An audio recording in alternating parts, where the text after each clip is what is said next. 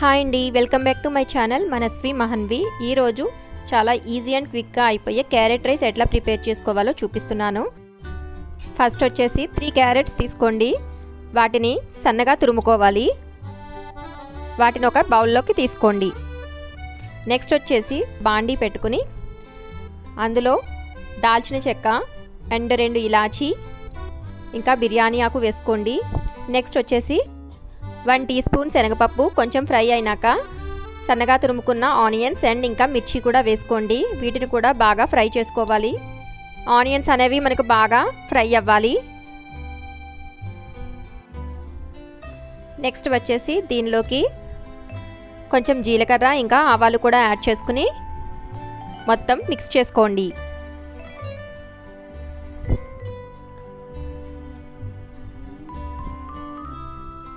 Onions అనేవి మనకు బాగా ఫ్రై అవ్వాలి, గోల్డెన్ బ్రౌన్ కలర్లోకి రావాలి. నేనైతే ఆయిల్ తక్కువగానే యూజ్ చేస్తానండి, ఎందుకంటే ఎక్కువగా యూజ్ చేస్తే మన హెల్త్కి అంత మంచిది కాదు. అండ్ ఇందులోనే రుచికి సరిపడా సాల్ట్ ఇంకా టర్మరిక్ కూడా యాడ్ చేసుకోండి. ఒకసారి మొత్తం కలుపుకోండి. ఇట్లా మొత్తం ఫ్రై అయిపోయిన తర్వాత ఇప్పుడు మనం ముందుగా తురుముకున్న క్యారెట్ తురుము ఉంది కదా, అది కూడా వేసేసుకుని బాగా మిక్స్ చేసుకోండి. ఇట్లా కొంచెం మిక్స్ చేసుకున్న తర్వాత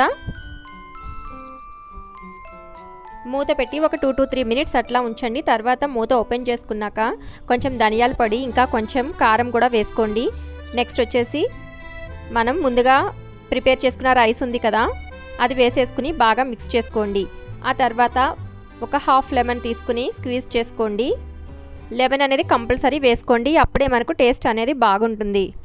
ఇప్పుడు ఇది మొత్తం కలిసేలా మరలా ఒకసారి బాగా మిక్స్ చేసుకోండి. నెక్స్ట్ వచ్చేసి కొంచెం కొత్తిమీర తీసుకుని పైన గార్నిష్ చేసుకుంటే అంతే, ఎంతో టేస్టీగా ఉండే క్యారెట్ రైస్ రెడీ అయిపోయింది. అప్పటికప్పుడు క్విక్గా ఇది చేసుకోవచ్చు, లంచ్ బాక్స్లో కూడా బాగుంటుంది. ఈ వీడియో మీకు నచ్చినట్లయితే ప్లీజ్ లైక్ చేసి సబ్స్క్రైబ్ చేయండి. Thank you.